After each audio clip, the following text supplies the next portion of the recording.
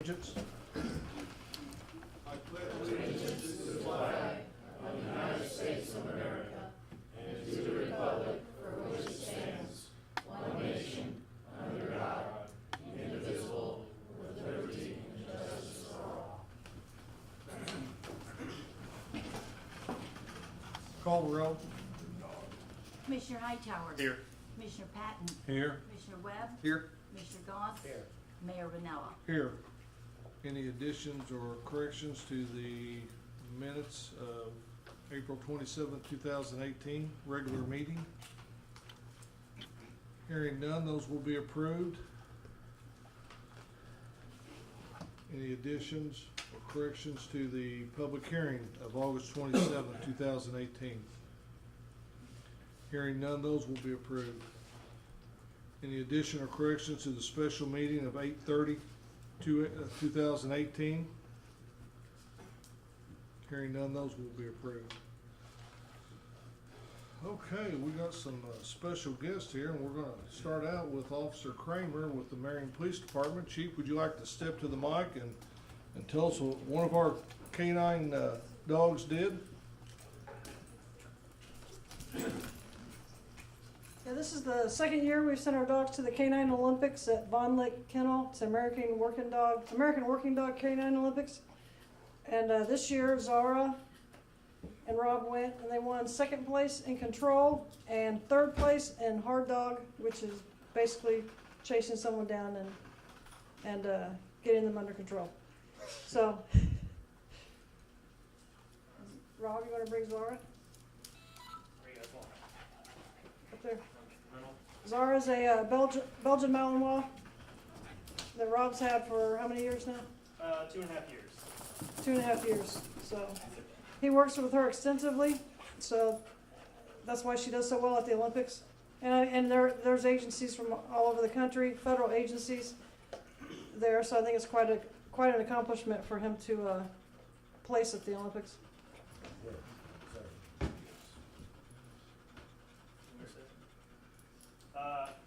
Like you said, we competed at the American Working Dog Olympics. Elaborate on what you said. Control is everything from the tactical obedience, gunfires mixed in with it, sending the dog across the field to engage on a suspect, and then having the dog come all the way across the field back to me, just like we would in a regular situation. There was over 130 dog teams. There was dogs from, I believe, 6 different countries and 4 different continents there. The Army Special Forces had their dogs there. The dog that actually beat Zara in control was an Army Special Forces dog.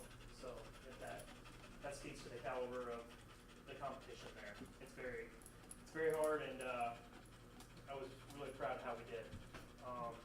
There's dogs from the Brazilian Army all over the world. So the Marion Police Department does have the world-renowned canine unit, and we are pretty proud of that. And with the continued support of the council and citizens of Marion, Chief Tondini and Sergeant Francis, our sergeant of the canine unit, we just want to say thank you to everybody for all the support you guys give us year-round. Well, thank you, and we appreciate the effort you guys do. We know that these dogs have been very successful in many different capacities within the police department, and that's why this unit was formed, and it will continue in the future. I appreciate it. Thank you. Thank you.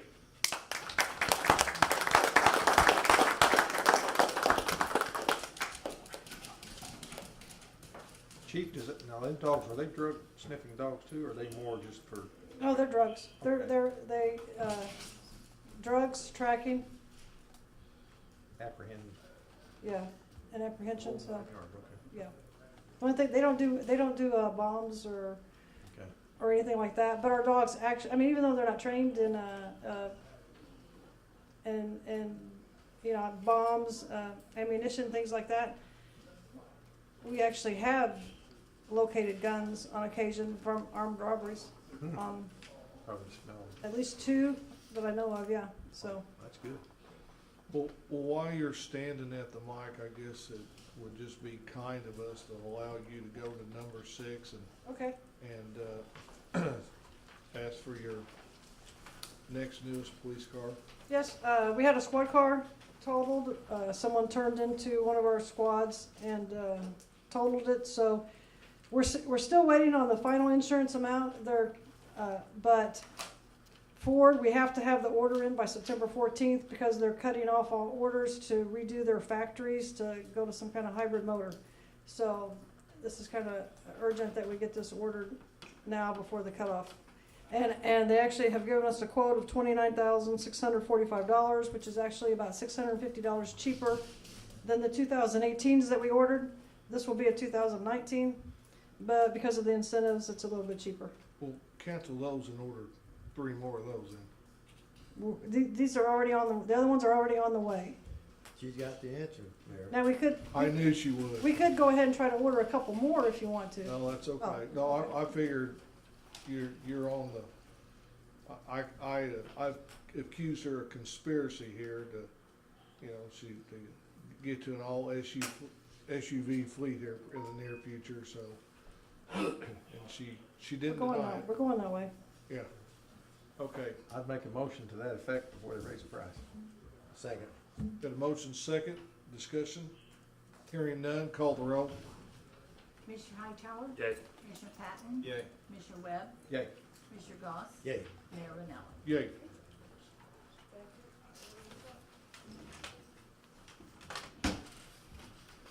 Okay, we got some young men here from the Marion Junior High. Who is your spokesperson? Greg Reed, Mike Berry.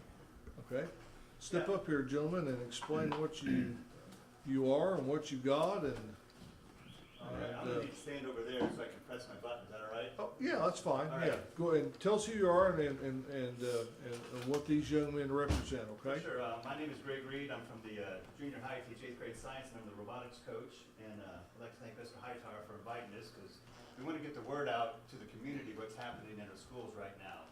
And this is Mike Berry, he's one of our assistant coaches, and he teaches Java, and we brought 4 of our students. We have Jonathan Avalez, Jeremiah Gunn, Cameron Lamer Berry, and then, Oswald, and there's Jonathan, his brother, Avalez, and they're gonna give a demonstration on our sumo bots. And we're part of the first Lego League, and we started, just in the spring of 17. And we got a Unit 2 Foundation grant and got 2 robots, and then our student council got some more robots. And we had 1, 2, 3, 4, we had 6 robots, and that's what we started at in the spring of 17. Once the word got out what we were doing, our numbers exploded, because you put a robot in front of a student and brand new technology, it's just amazing what they can do. That's in the fall of 2017. We put on a summer camp, and these were outgoing 3rd graders, that's what they started at, and outgoing 7th graders. And we put a call out for 40 students, and we had a wait list, and these are all Unit 2 students. It was a 4-day camp, and it cost $25 for 4 days, and we taught them how to program and how to build these robots. We put a call out this year, and we have currently 64 kids in our program, and we had to turn them away because we couldn't handle them all, we didn't have enough robots. And I'm gonna show you one of these robots. And they built and designed them all. We are in the middle of preparing for the regional first Lego League competition, which is gonna be on December 1st over in Whiteside Middle School. And this is your basic robot. Cameron has one that's a little more complex because that is designed and is in the process of being designed for the competition. But it's all made out of Legos, and this is the brain of the robot, it's the brick. But what it has a color sensor right here that can detect, well, any color that you would like. It will detect the color and follow lines. It will react to its environment. There's a touch sensor that will stimulate and react to whether it's pressed, pushed, or bumped. There's a small motor which causes an arm to raise and lower, and students have built claws on conveyor belts to grab all these different objects. You have a couple of large motors here. This ultrasonic sensor will detect distance to an object and will stop at the distance, and will also follow a wall as well as this color sensor. And there's a gyroscope on it which detects its orientation. And so if you want it to turn 90 degrees, it will turn 90 degrees, and it will stay on its path based upon this gyroscope. And they have to program the robot in order to do it, and then they have to build the robot to do what they want it to do. It's autonomous, so it's not remote control. That's illegal. You can't have remote control robots. That was my question. How do you get it to run? But you program it to do what you want? They program it to do what they want, and this is them at the competition last year. We sent a boys team and an all-girls team. And this girl team, they won the Core Value Award, which is all about working together as teamwork and teaching each other. That was the very first time we ever went to the competition, was sending a 10-team boy and a 10-team girl. That's the table last year. There were 70 different schools, and that's the competition table from last year, and there are 18 different tasks. They had to design the robot and then program the robot to do the task. This year, it's all into orbit, and it's all about space. And we just started, right when school started, first week. We put the call out, and they've been working on the robots to carry out. There's 18 missions on here.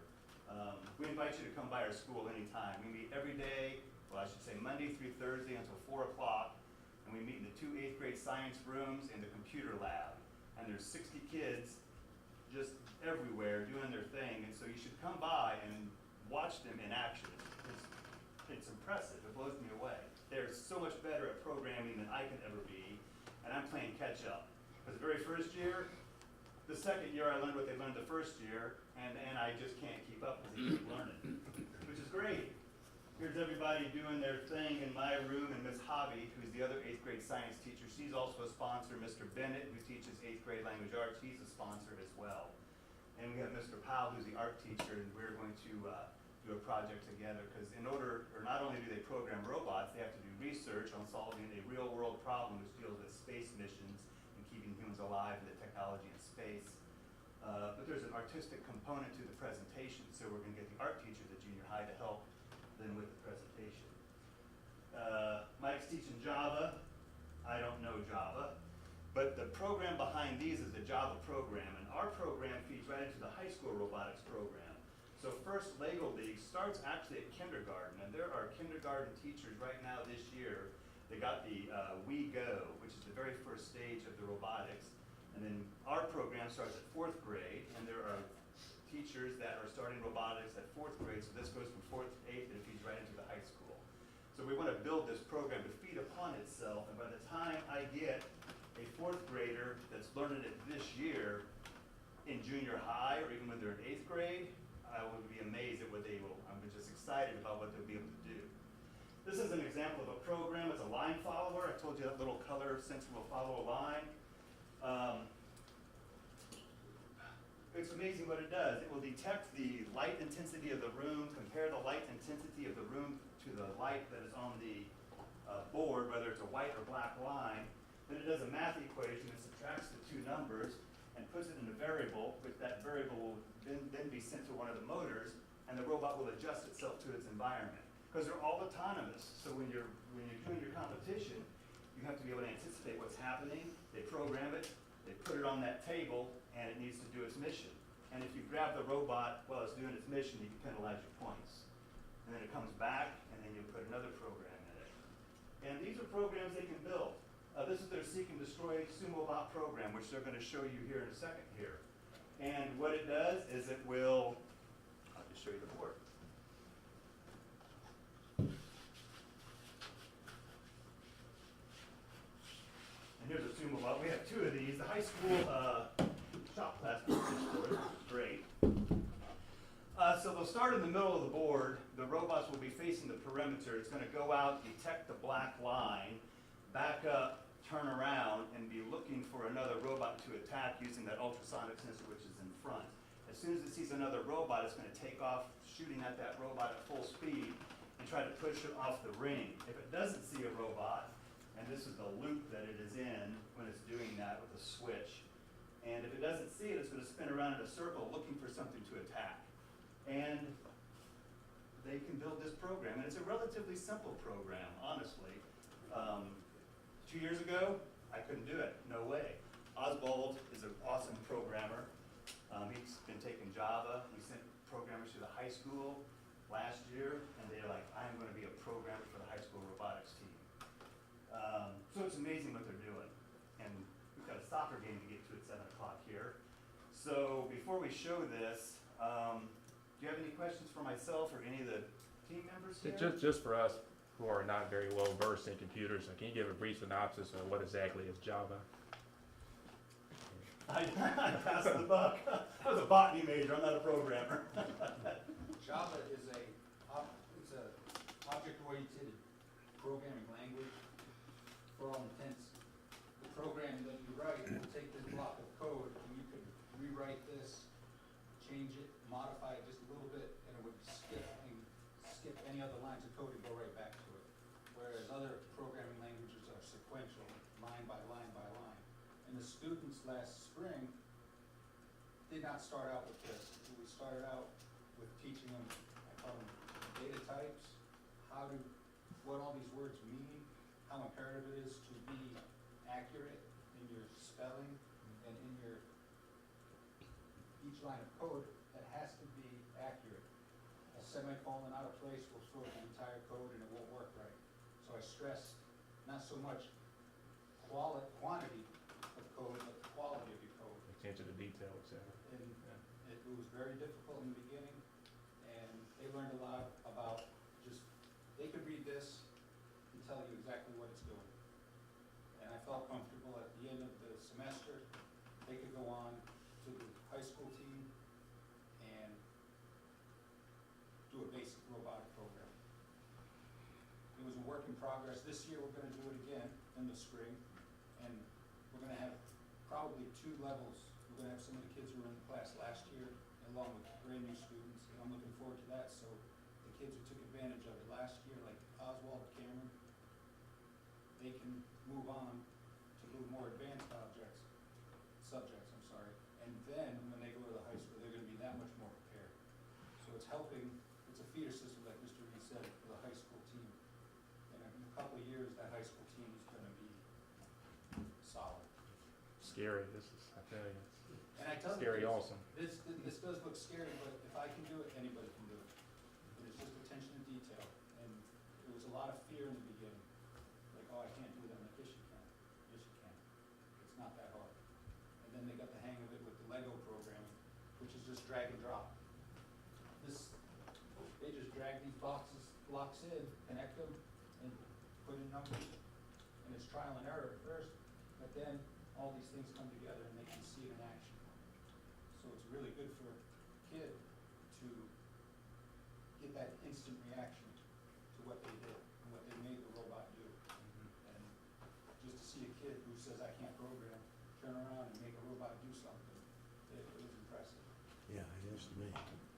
Mike comes in on his lunch, I have to tell you that. He comes in, he's coming in 3 times a week this week? 4 times a week he comes in on his lunch and volunteers his time to help with our program, which is amazing. I can afford to miss a few minutes, so. And you know, as he said, we're building a foundation. We went to Washington STEM night last week, we had STEM night. And I went into one of the rooms, because they're doing programming, they're starting this. And I walked into this room and there's this little bitty child, and one of the teachers is talking about loops. He says, oh yeah, this is a loop. Well, if you don't know what a loop is, you can't do this and you sure can't do Java, so it's great how it's just progressing and it's going to flow through the system, and one of these times Marion's going to just have an incredibly awesome robotics program because it's flowing through. So.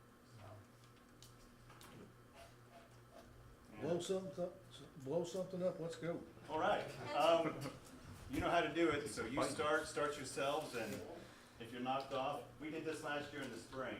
Start your In the motor. gymnasium. I left and my ears were ringing. The whole gym was screaming. It was amazing. They were rooting for him. Scoot that back just a little bit. Oh yeah, I'll put it back as far as you need here to see it. Good. That's good. All right, boys, you just do your thing. Let's get ready to rumble. Oh yeah, we've got all kinds of things we can do. Right. And then just step back so everybody can see them do their. 3, 2, 1.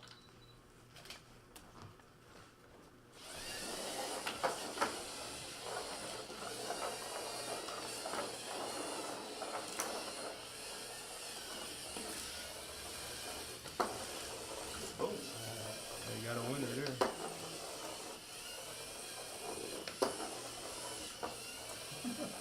Go, get him.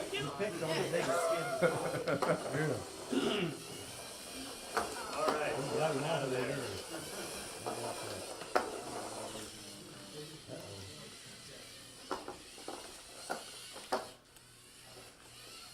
Uh-oh, oh.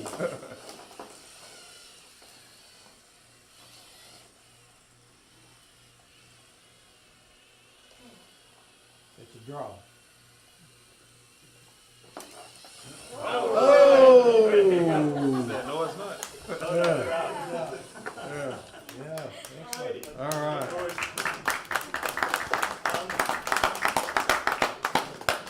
So again, anybody to come anytime after school, come to our room. In the spring, when we have a sumo bot competition in the gym, last year was our first one, we didn't really advertise it, we wanted to keep it in-house, but it was such a rousing success, we're gonna advertise it and have people come in and watch it, because it's just great, the kids are gonna have music, and they're gonna have their own theme song, and this is the Raptor, that's their name of the robot. I was gonna ask the names. Yeah, they all have names, and when it comes to the sumo bot competition, you should see the attachments they have on these things. They're just like, they're all out there. It's great. So, Now, how are they powered again? there's the rechargeable battery is the power source, and then there's a program on the brick, which is the brick on top, which is the brain. So everybody was powered to the same level there, I mean. I don't know what power level you can go from 0 to 100, and I don't know what I don't know. I'd have to look at the program, which I don't know right now. Okay, So, that's neat. Neat, very good. Now, are you gonna expand the hours, I guess, because of the amount of participation? Is it gonna go maybe to 4:30? yeah, we're probably gonna need to go to 4:30 because the competition's in December, but I'm getting nervous that we're not gonna get everything done, and we went to 4:30 last year as well. Now, will you pick 10 boys and 10 girls and exclusively work with them, or? No, our goal is we have 7 teams this year. We have 7 teams, and our goal is to send all 7. And it costs a little bit of money to send the teams, and we're working on that, getting some funds, looking for it, and, because you can't, until you have a competition, you can't get the whole experience. And when you're standing in line, waiting to give your presentation on your research you did to this panel of judges, and they shut the door behind you, the nerves are going. And when you're on the table and you're competing against another team directly across from you, and it's high competition. But the goal is, it's not to win, and that's the big thing about the first robotics, is that, yes, you want to win, but what's more important is what have you learned along the way or during the process? And they really stress that. That's part of the core values. They stress the core values. You help each other, teams will help each other. It's like, well, how did you do that? Or let me see how you built that part. So, yeah, Yeah. it's great. Thank you, Appreciate it. yes. Good job, guys.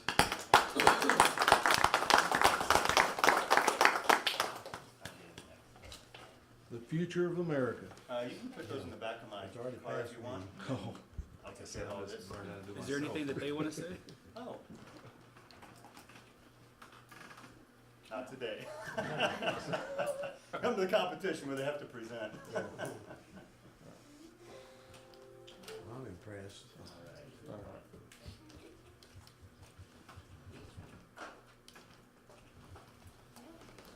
Thanks so much. All right, thank you. Mr. Hale?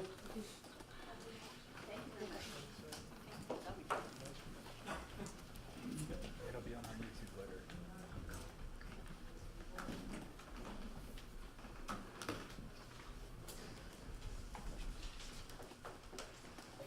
You bet. Have a good night. All right, you take care. You too. Thank you very much. Thank you. Very impressive. All right, this is something we talked about a little bit at our last meeting.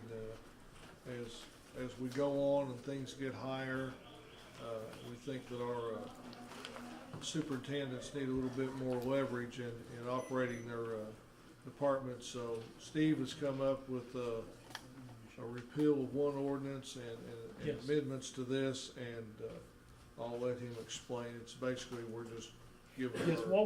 what we're doing is before, in the prior ordinance, we defined what we called small departments, and they had a $1,000 limit. And then then the bigger departments had a $3,000 limit for department heads. And their commissioner, mayor, or city administrator could sign up to 5. And anything over 5 had to go to the council. Well, we did this about, I don't know, like 10 years ago. So, of course, costs have risen, and it's become kind of restrictive on department head. So what we did, we came up and added a separate tier. So basically most of the departments which were at 1,000 will still be at 1,000. But then we created an intermediate one where some departments which were at 1,000, we're now gonna raise, the ordinance raises them to 3,000. Then the large departments which were at 3,000 will go to 5. And then the commissioner over the department, the mayor, or the city administrator, then can approve a further spending limit up to 7,500. Then anything over 7,500 then would go to the council.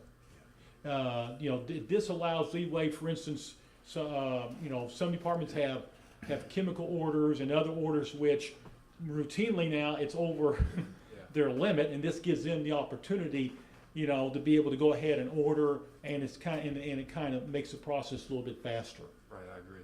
Is what it does. The only other thing we did, we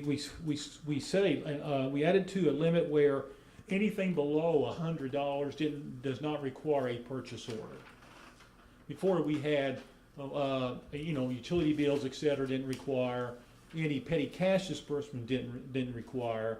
And now we're just going to have, if they need to go out and they need to buy something that's going to cost less than $100. And it's very common, with other towns, it doesn't require a purchase order. Good idea. Yeah. Yeah. Guys got a hole repairing a water main break or sewer main, and they need some bolts for a clamp or something like that. They don't need to be calling City Hall and getting a PO or something like that, or. Right. It is. It gives them more leverage and just availability and to do their jobs. Right, and of course, we had it in the prior ordinance, we have it in this one too, regarding emergency purchases. And it defines what an emergency purchase is. Therefore, sometimes there may be something where over 7,500 it's gotta be spent, it's gotta be spent now. Say a water break or something like that. And then, allows for the expenditure to be made, and then basically after the fact come and let council know about it, and council can see it, and then yes, approve that was an emergency expenditure. But that's something we had in the prior, in the prior ordinance too. Because you're gonna have stuff like that, you can't wait for a council meeting because it's a breakdown of a major piece of equipment or whatever that you have to have, and so that's what that's in there for too. Okay, gentlemen.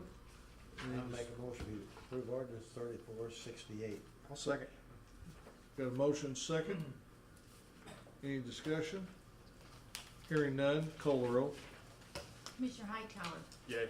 Commissioner Patton, Yay. Commissioner Webb, Yay. Commissioner Goss, Yay. Mayor Pinella. Yay.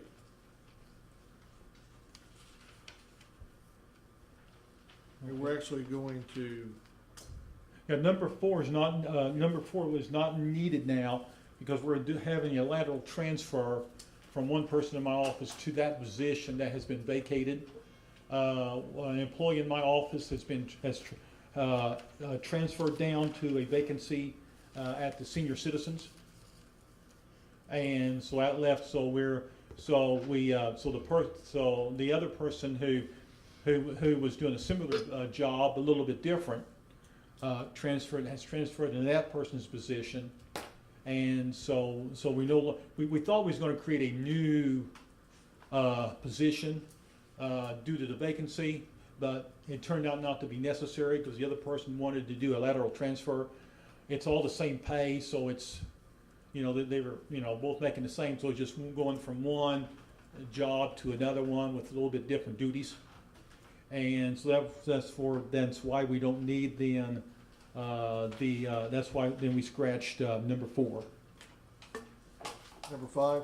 Yes, that is where now we need hiring authority, since we do have a vacancy in the office, to fulfill that vacancy.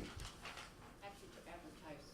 Yeah, just we can advertise. That way we can put an ad in the paper tomorrow and get the ball rolling to fill the vacancy in the office for an account technician. Yeah, I make a motion to ask council approval to hire a new employee to fill the position in the treasurer's office. Second.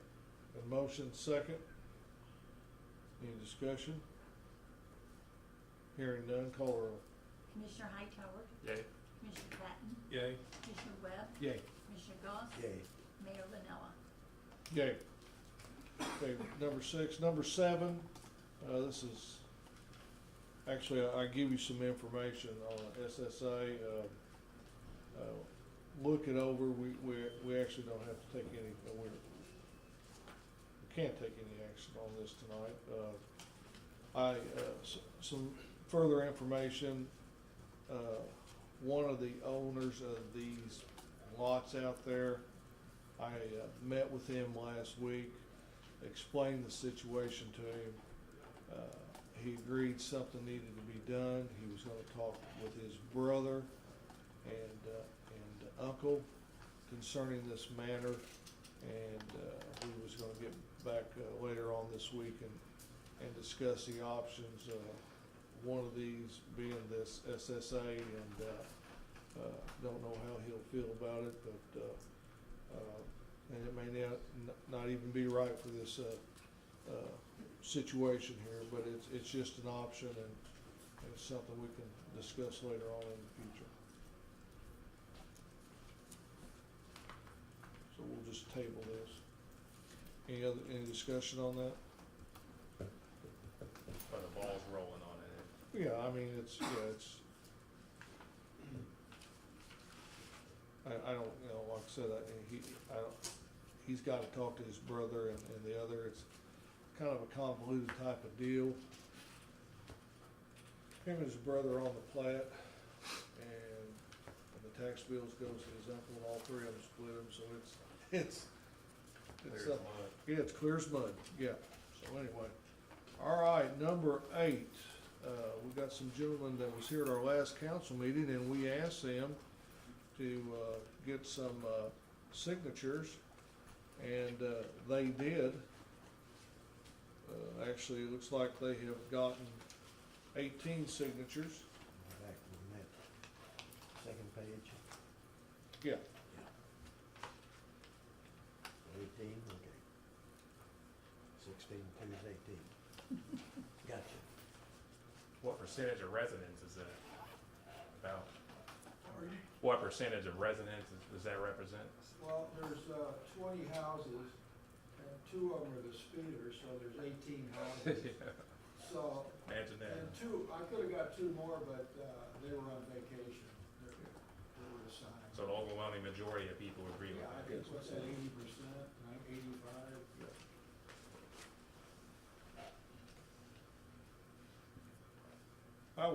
I've been down there actually a couple of times, and so's Commissioner Goss and Superintendent Phillips.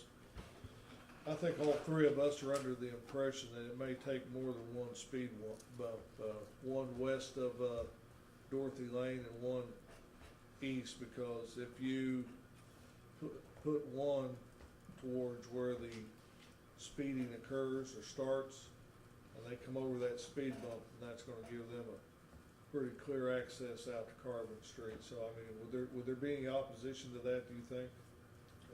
No, not at all. In fact, we had talked about that, but we didn't want to be piggish about it.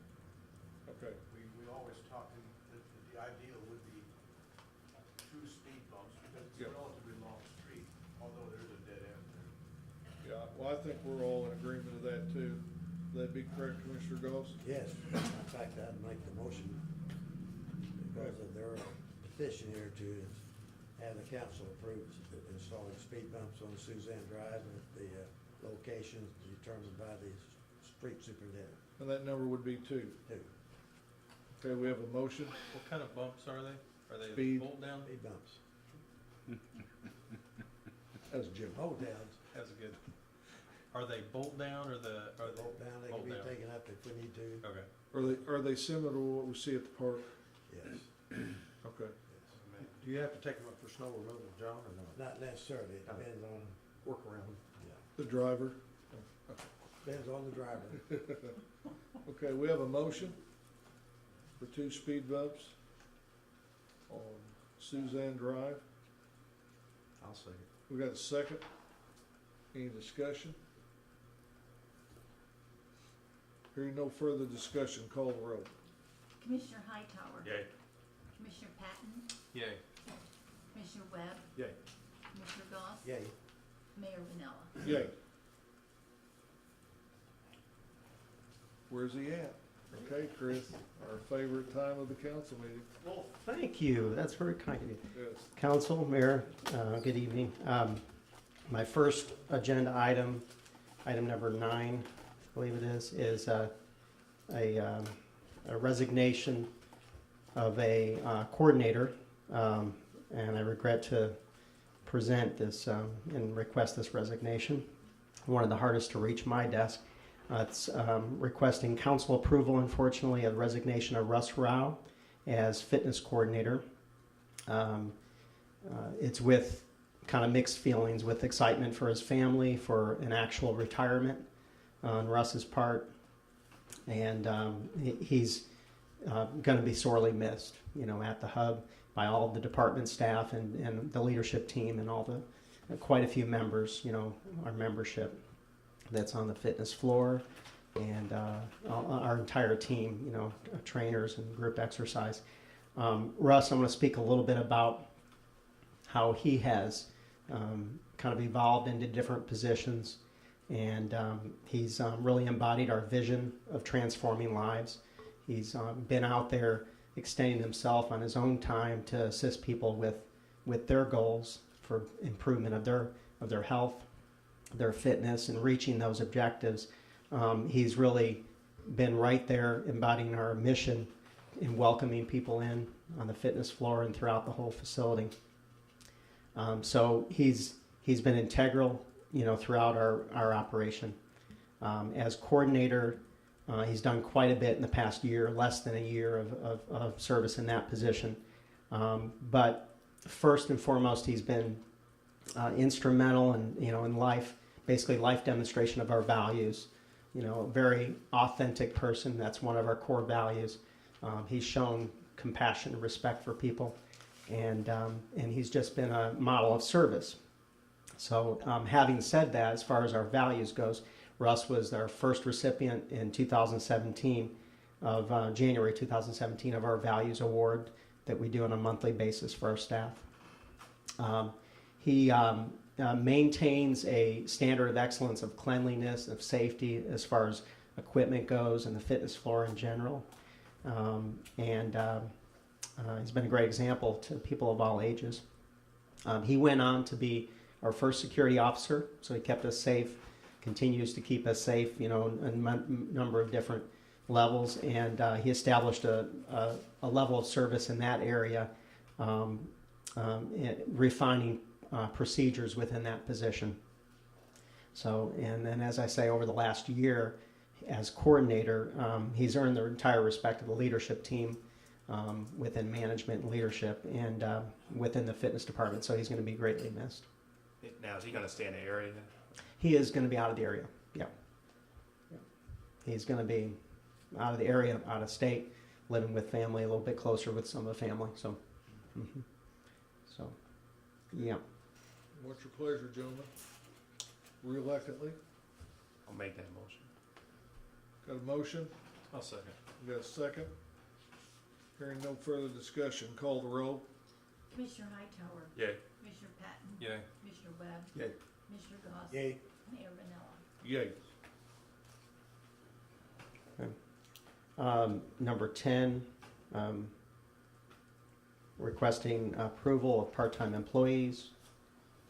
First one is Nathaniel Hart, fitness attendant, multiple job descriptions here or classifications. Fitness attendant at $9 an hour as his primary, and front desk attendant $9 an hour, cafe attendant at $9 an hour, and basketball sports staff at $9 an hour.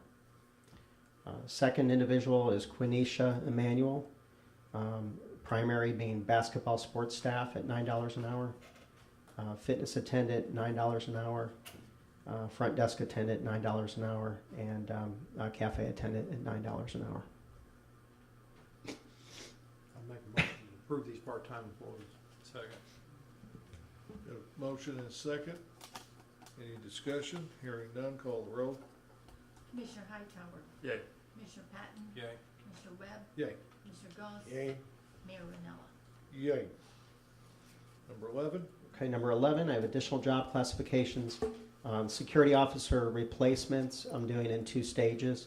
This first one is additional job classifications for current employees, Alec Jimenez, security officer at $15 an hour, and Ben Childers at security officer at $15 an hour.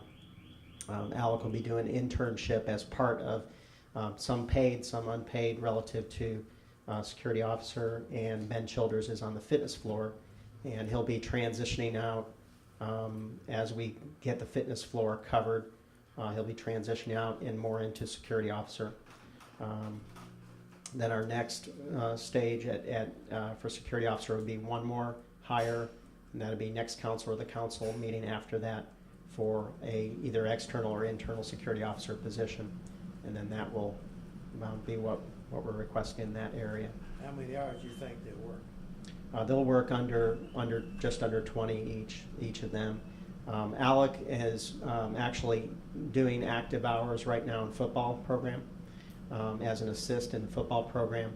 So he will train into it, and then as football ends, then he'll do more hours in that area of security. He needs 40 hours for his internship. He'll do some hours around that 40 in addition to that. So, but they'll max out at 19 hours per week as an average. Both of them will. All right, thank you.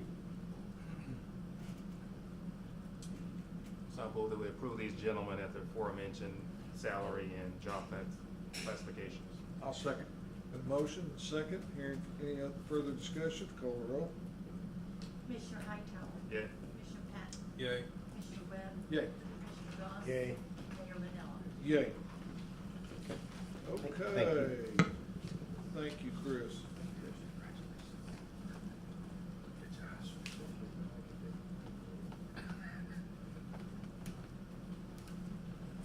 Thank you, gentlemen. Yes, thank you. Okay, Gil, ordinance 3466. Yes, we have several TIF ordinances tonight. The first one is an ordinance approving the First Amendment of a redevelopment agreement between the city and Crisp Realty Company. And this is also known as Crisp Container on Skyline Drive. This is TIF 8. The council might recall this is the one the legislature just passed and the governor signed to amend for another 12 years. So with another 12 years, they have amended the amount of construction or renovation they're going to do on their plant to a total of $15 million for total project cost, and as these are estimates. And their TIF eligible costs, which would be what would be qualified for eligible reimbursement if they submit the appropriate receipts, would be $4,849,158. So this takes the TIF redevelopment agreement for Crisp Container out for 12 years until 2031. And they are planning to extend their plant. They're doing some preforms and hoping to extend that to other bottling companies, the plastic preforms besides just the Pepsi Mid-America.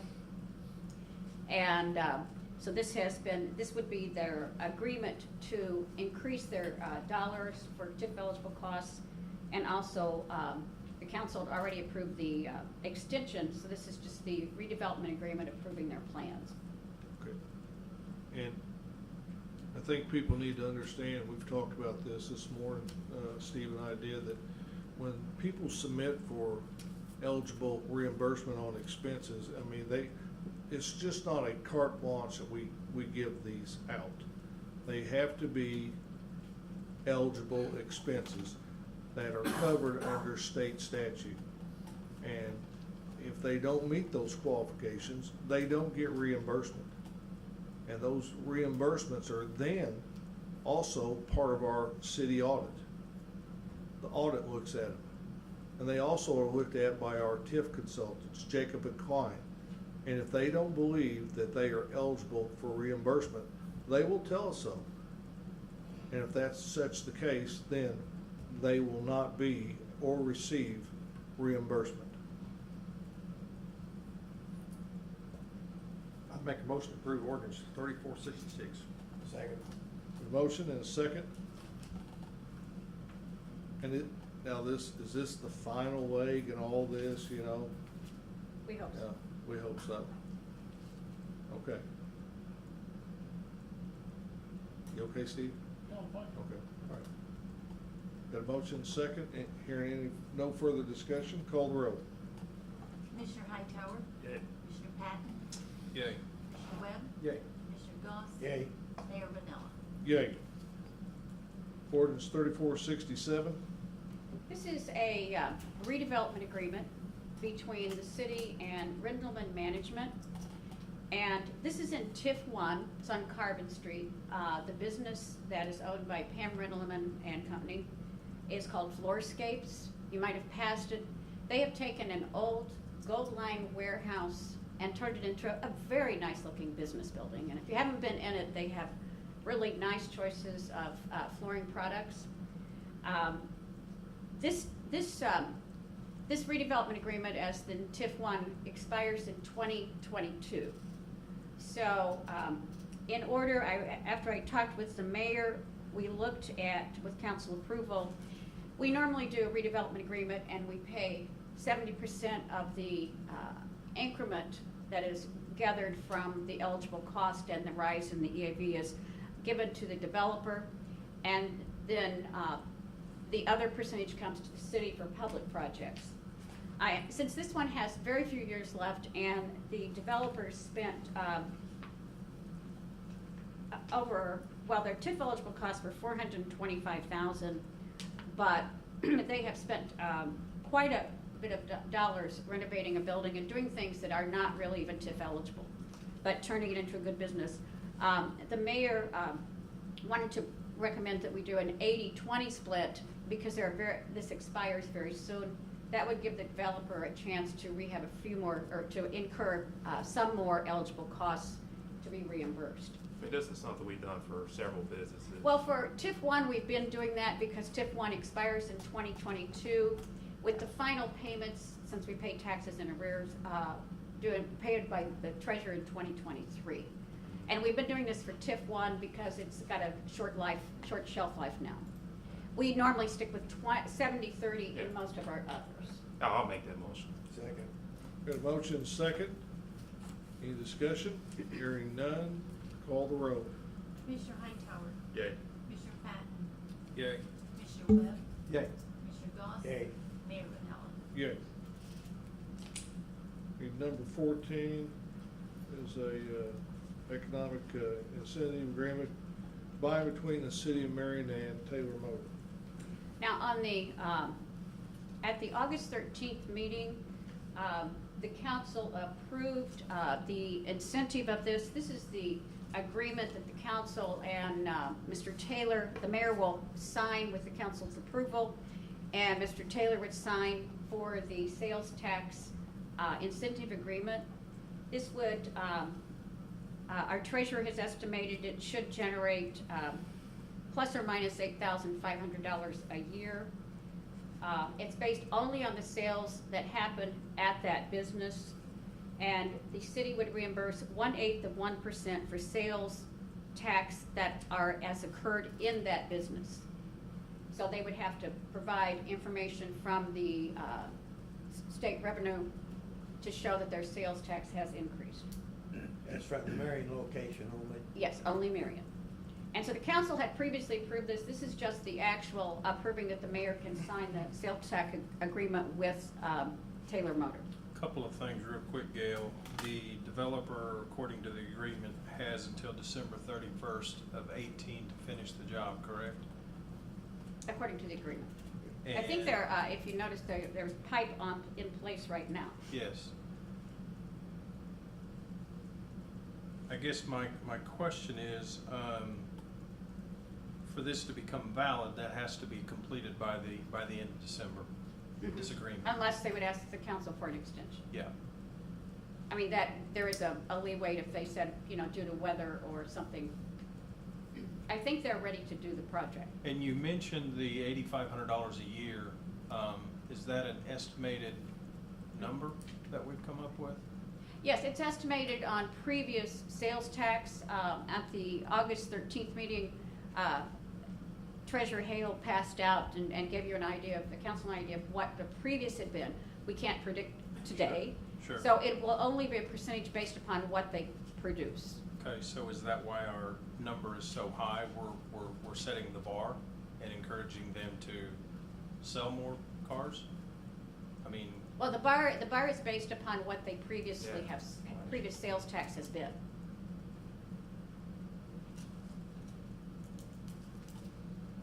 8,500 times 4 or 5 is, About 85,000, 5 years. that's $50,000, right? Yeah, right. Yeah. And that's, Excuse me, yes, you're right, I'm saying. yeah, okay. that's, 10 years. and that's about half of the cost of the project, is that right, Glenn? That's correct. Yeah. Why- Just, and believe me, I think this is needed, I'm just trying to get some clarity here. Why would we set it at 90, the maximum at 90 then? 90,000 is the estimated cost of the project, and he's just asking for the city to come in and give some help to that, the cost of that project. Okay, so but it's only based on his numbers? Sales tax Brian estimate. put that estimate together, didn't he? Oh, just put the estimate together. Yeah, Mhm. no, the numbers are based on Sales tax what. number based Numbers. on. Sales tax, what we receive from the Department of Revenue. Yeah, the numbers will actually come from the Department of Revenue. Cost Okay. estimate is one thing we did. We Yes. did the project. Perfect. Yeah, We had two different functions. We have the Treasurer's Office projecting sales tax from past, based upon what the Department of Revenue has projected, and then Clarendon Ziegler doing the estimate on that project, and that was under Taylor Motor, not under, it's not a city project. now understand, he had to move over half his cars off that parking lot because of the degrading of that parking lot. They're gone, but the tiles in place are in place to be, to put in place. It's there, and it's just a matter of doing it. And they've got everything marked and everything, and I don't, what do you expect, a week? In a week's time, it'll be in place. Yeah, so then he has to resurface the parking lot, and then he can move cars back into Marion that he had taken to other locations. That, you know, he, quite frankly, he didn't want to, but he was forced to because of the liability of this parking lot, so that's where we're at. I think- Motion to approve ordinance 3469. I think We got discussion. yeah, the only other thing that I feel like we need to double check on under section D, item 1, is that the language that we really want in there? Maybe I'm missing something.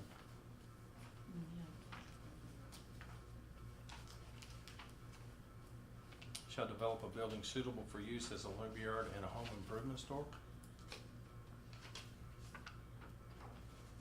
No, I think that was an error from our TIF consultant who put it together. Yeah. So if we wanted to delete, Maybe we could just change the language around to make it more suitable. before this gets signed, we'll have Yeah. a redraft. The only other thing I wanted to talk about is assignment. Is that something typical? For instance, if he sells the property, is that something that would go with the property as an assignment? Is that, This is the typical language we've done with sales tax agreements. We've seen it both ways, haven't we? And when this was dependent Yeah, we've upon, seen it both ways, where they'll sell the property and keep the assignment, because they had the cost, or in order to sell the property, they will assign it too. Yeah. Now, we've seen it both ways in the TIFs. Yeah, actually, that happened out at Camping World. That property, the developer assigned his TIF rights to Camping World. So, I mean, you're right, we see it both ways. Yeah. And there's been instances where they've kept them, Mm-hmm. so. Exactly. that's all I've got, thanks. thank you for your detailed reading, I appreciate it. Okay, we have a motion to approve the ordinance 3469. Yes. By Commissioner Goss, is there a second? I'll second. We got a second. Any further discussion? But when was the last time we subsidized a business, when they were doing repairs? Or we just, Actually, one of the biggest ones would be Ike Volkswagen, where we did we actually built the road, and as they sold cars, then they reimbursed the city on it. So that's one of the biggest one I can tell you of. I mean, aside from Yeah. regular infrastructure stuff, I mean, Yeah. I mean, it's similar. I understand why you Yeah. guys are doing this, but I just don't want to set a precedent where businesses are expecting us to do this for them. I mean, it'd be a Me Too phenomenon. I just Yeah, kind of. no, I mean, and I agree with you, you're right, it's gotta be looked at as a individual, on an individual basis, and if you seeing what was transpiring out there, and there was possibility that, he might have had just to move his entire location. Well, you don't wanna do that, and allow a business to move out of your city for something like that. And he wasn't asking, he's just asking for help. We have done this, Yeah. we have done this to save businesses as an incentive Yeah. when other, we've also done this in conjunction with a TIF, where we've had a sales tax agreement to pay for a large infrastructure project that the developer had to do. And we did with Volkswagen, we done it with Nissan, Yeah, an incentive with Nissan, Yeah, we've done Toyota. Aside from I'll say road. Toyota, yeah. I think, okay, Usually it's infrastructure. Oh, yeah.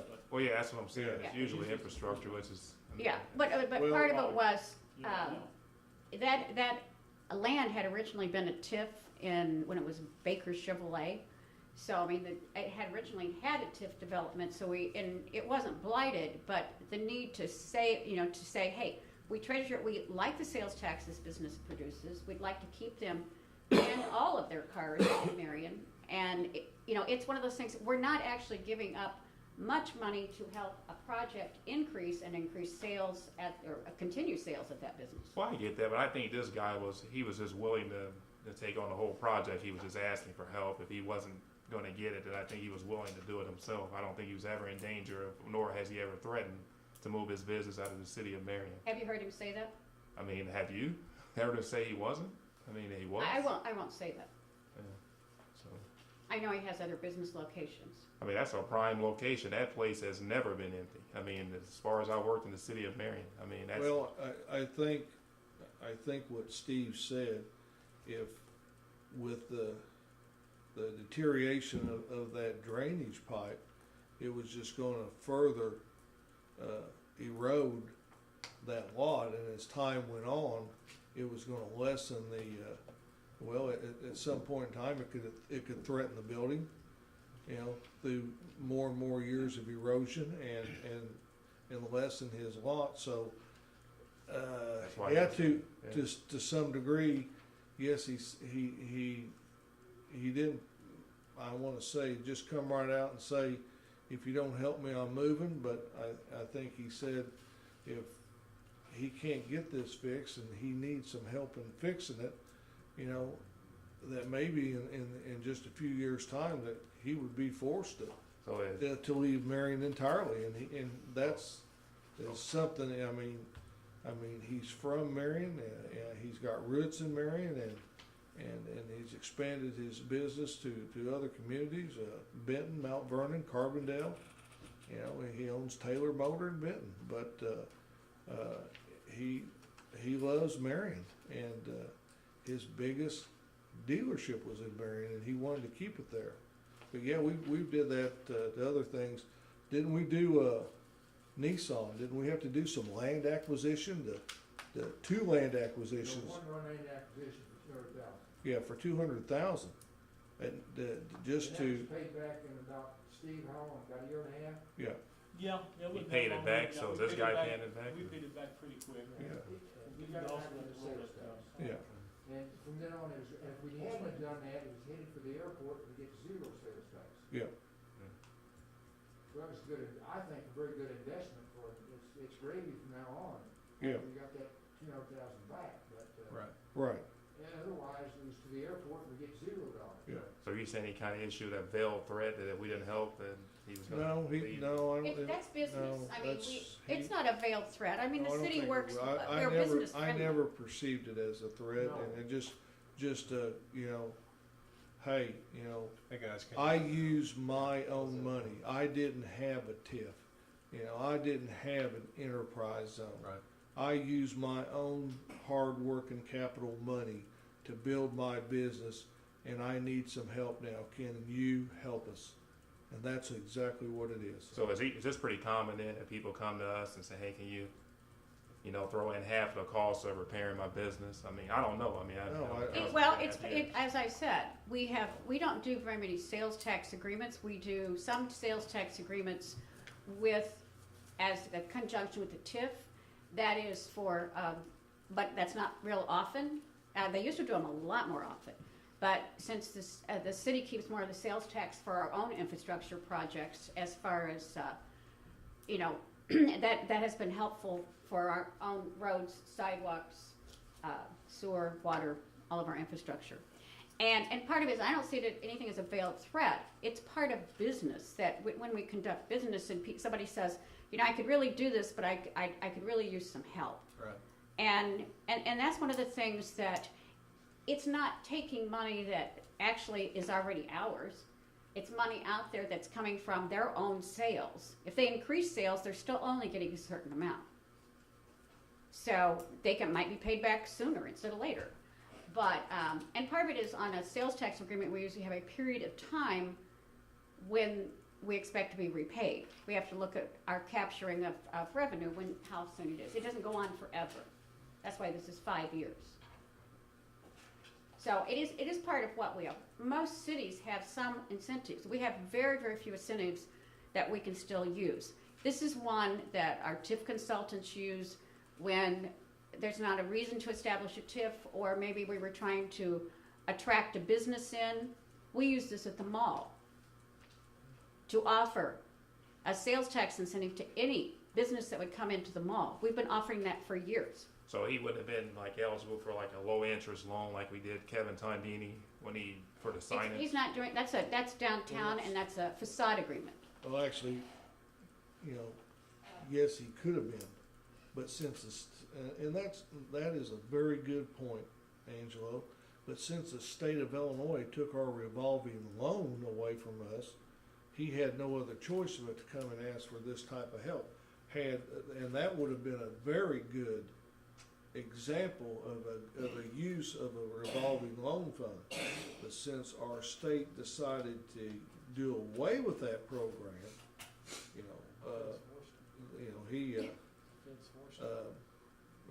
he had no other recourse. But I'm glad you brought that up so I could throw that out there one more time again, my displeasure with the state of Illinois over that action. Well, and the only But the thing of it other is- thing was Tondini, the council had granted him an agreement for facade, which was through Commissioner Goss's committee. Yeah. So he did get, But I mean, but that's look, only for the downtown business. and I understand what he's talking about. Look what River to Rivers did since we give them their money. They've expanded like 3 times. KFC comes in and builds a new store, and we give him money. That just little things like that. And if you ever go by that place on Sunday after church, you can't get there. If you're not there by 11:30, you're out of luck. But that is a good point, and that's and that's something I think in the near future we need to discuss as a council about reestablishing our own revolving loan fund, and what means we might be able to take in doing that. So that's an idea for the future. Then our downtown restoration loan is loaned out too, Angelo, So maxed out. We got a limit on it, the treasurer puts a limit on us. Well, We that loaned out actually probably- was by council. Yeah, we Put a probably, limit on it. Oh, I'm On sorry. the budget. Yeah, the limit was actually done by yeah, council. it's the Well, that's council. it. I didn't Throw put a us under limit the on it. bus. Council And I did. think Yeah. we've loaned out about 15 or 16 different businesses on that revolving loan down here for improvement, but it's downtown or close proximity. Right. But right now, we wouldn't have the money to loan to anybody else because the treasurer shut me down, so we have no more money. And They do that, you know. he does that for budgetary Yeah, constraints on you. Yeah, he's pretty tough, Yeah. At least we didn't get a truck today, so. but there's a difference in that. Yeah. That's next week. Yeah, that was funny. Am I the only one caught that? What's that? At least we didn't buy a truck today, or, you know. Yeah. I kid, I kid. Yeah, I mean, that's next meeting. Okay, guys, we've had a motion and a second. Is there any further discussion on this motion? To approve ordinance 3469? What Yes. happened to 3468? It was going to be Steve's ordinance, or no, it was gonna be one back up front. Okay, all right. Which one is that? Where is, we go from 3467 to 3469. Well, 3468 was the purchasing. Oh, that was, yeah, number three. It was the purchasing, yeah. Oh. Yeah. 3468. You're on top of your game today. Thank you. Thank you. Okay, You're making the big bucks. all right. Hearing no further discussion, call the roll. Commissioner Hightower. No. Commissioner Patton. Yay. Commissioner Webb. Yay. Commissioner Goss. Yay. And Mayor Manella. Yay. Okay, ordinance 3470. All right, this is another amendment to a TIF redevelopment agreement between the City of Marion and Crisp Realty Company. This is TIF District Number 5. You would commonly think of this as Pepsi Mid-America. As the halfway road project has been approved and grants have been awarded to the city on part of that, the other monies that will be used in this project by Pepsi Mid-America would be to expand facility and improve their infrastructure, public walkways, driveways, and as you know, they were going to increase by 50 jobs. So this increases, the council would be approving their expansion. Actually, the cost of the TIF agreement, that would be TIF eligible costs for expansion and infrastructure. It doesn't pay for a new building on top of the ground. It basically takes care of the infrastructure of that Pepsi Mid-America would use for their private cost, for walkways, roadways, and semi-type roadways to for their semis to go in and out of.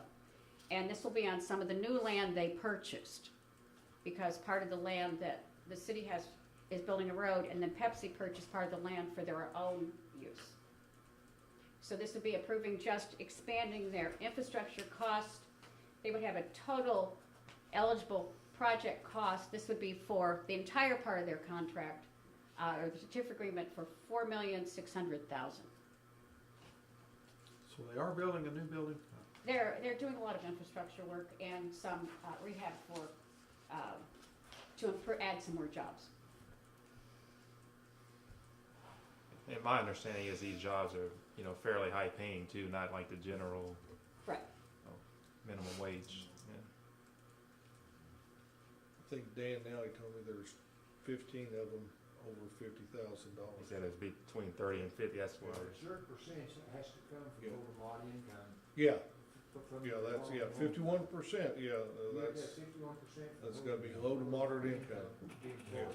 being utilized in the Yes. home fund. Yeah, And the TIF agreement doesn't have to do with the jobs. I'm just saying that was part of our overall project was with. This is a side note. well, but the DCEO grant did, Yes. Yes. which is a part of this. Because our road project is made up of TIF funds, DCO funds, Delta Regional funds. And that's it. That's it. good. Yes, There you that's it.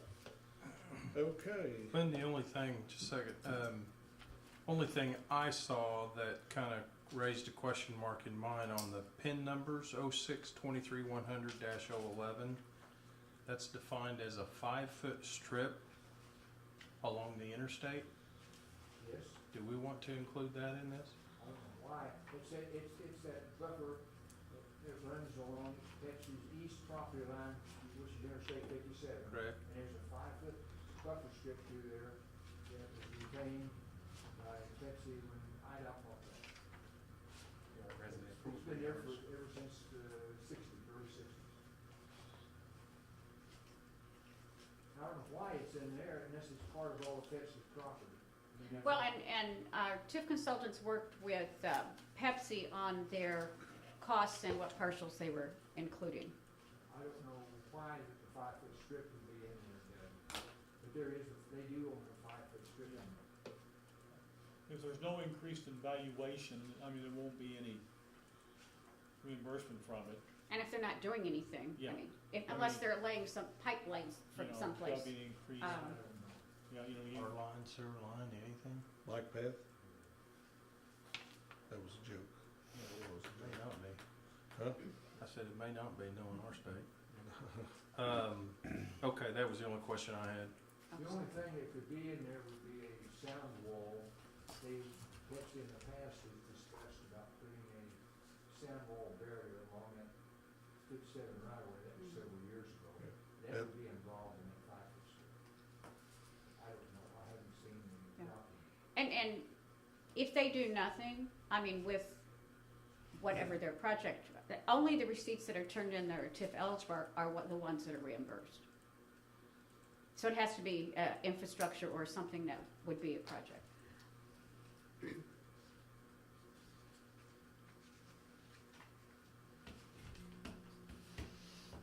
Okay, gentlemen, what's your pleasure? Make that motion. Got a motion Second.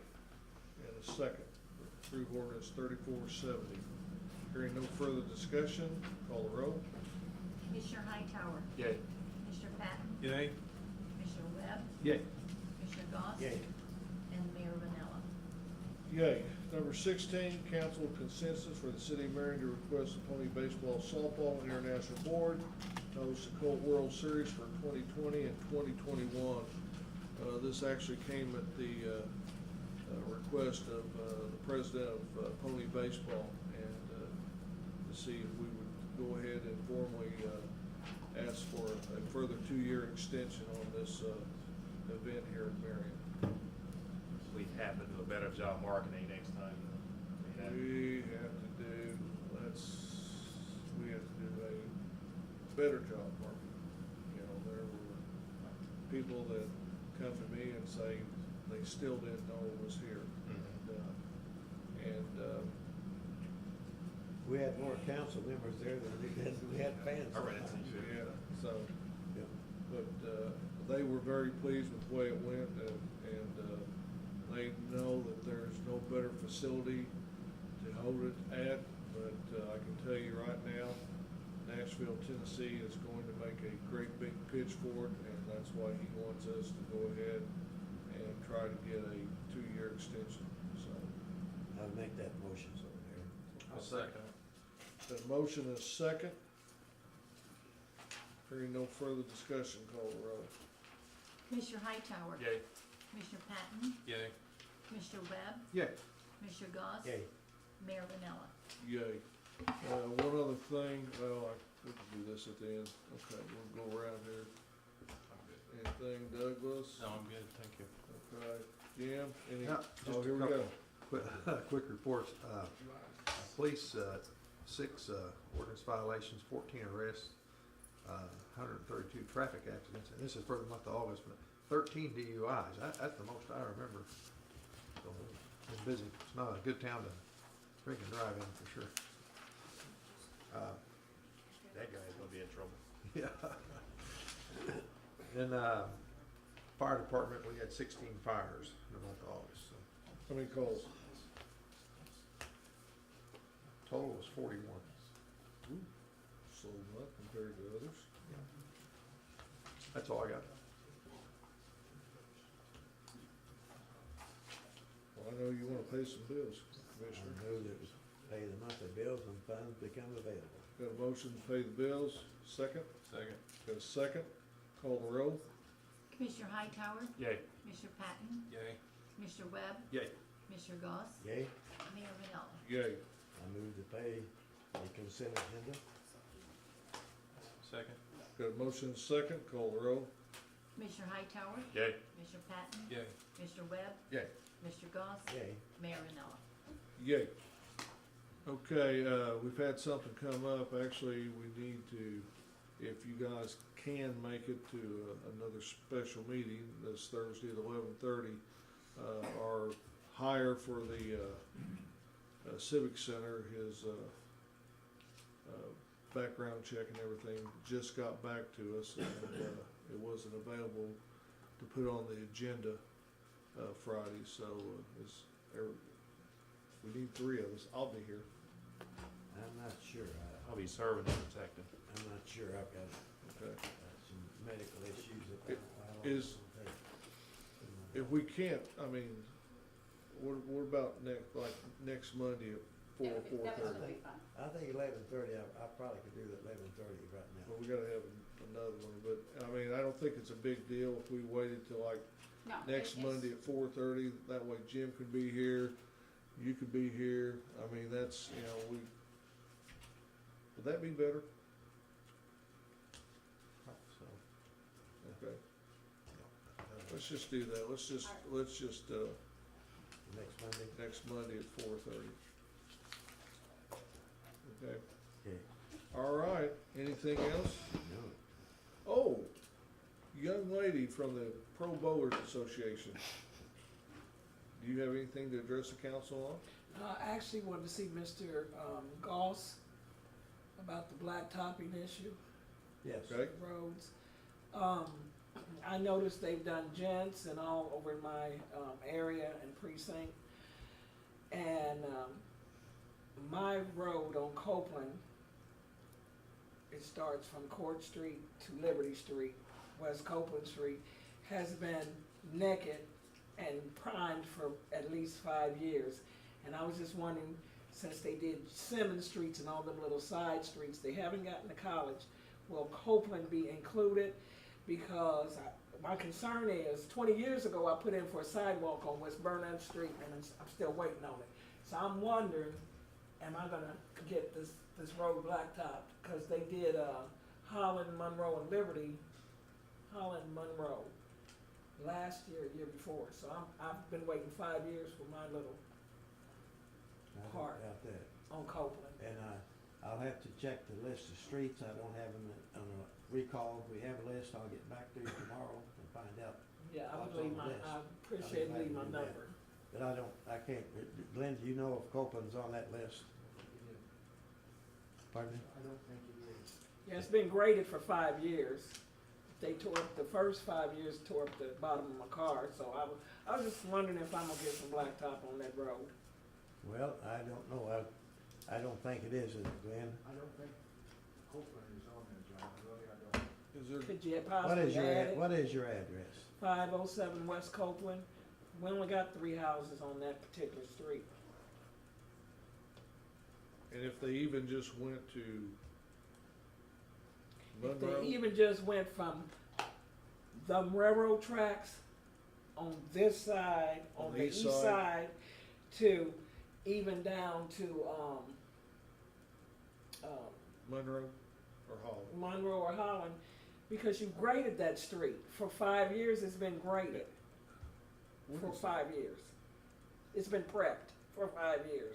Holland, it's Holland, Monroe, Liberty, right? Right. So, and I don't think there's any houses between, No, Holland and the Monroe. roads, the houses are between the railroad tracks and before you get to Holland. Yes, You have 3 residences. yeah. And I just think it's unfair for us and watching the whole city, even the little bitty streets like Gents. And still we're being waiting, and these have been graded all those years. We've done a lot of really small streets, I know that. And- Yeah, but you did Holland and all And them. yours are not included, there- evidently, but this year we've done a lot of small ones. I hear your question, why not yours? Yeah, because they did the other side of Copeland, don't just, that's not all of Copeland. Copeland What's on the your- other side of court has been done. What's your phone number? What's your phone number? 618 You wanna just wait and give them the phone number after the meeting? 751 She don't care. 0667. I got Zero it. 6 what? 0667.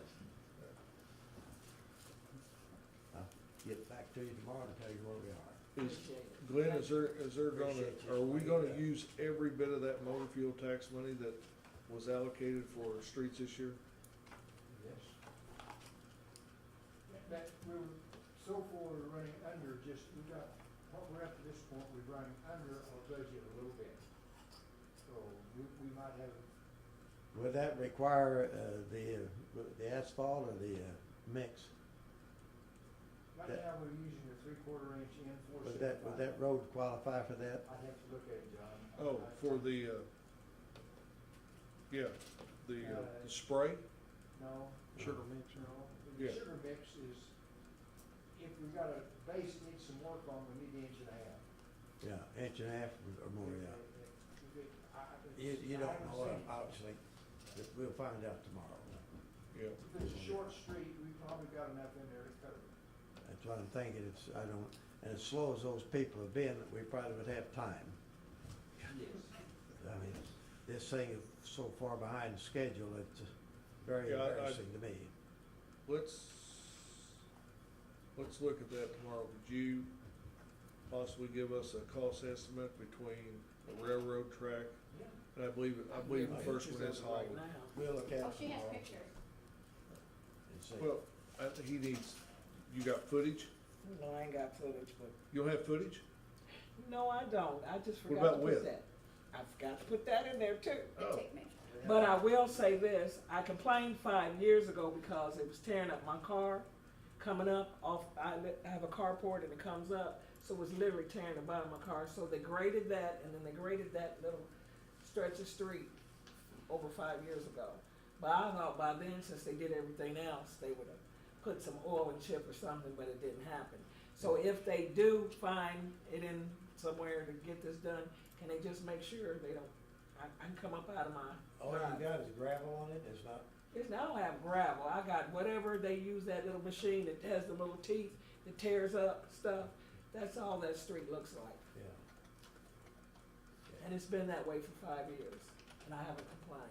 Before we put anything down, we've gotta get a decent base, well compacted, stone base, or else our blacktop is Yeah. not any good. okay. We'll look at it, and we'll let you know something tomorrow. Please do. Fair enough?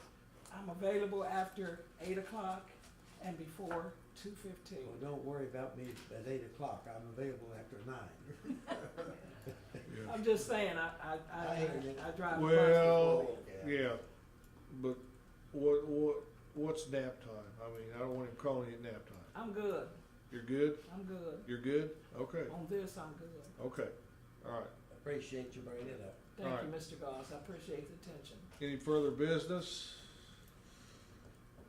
I mean, we adjourn. Okay, I'll entertain a motion to adjourn. I'll do that. Second.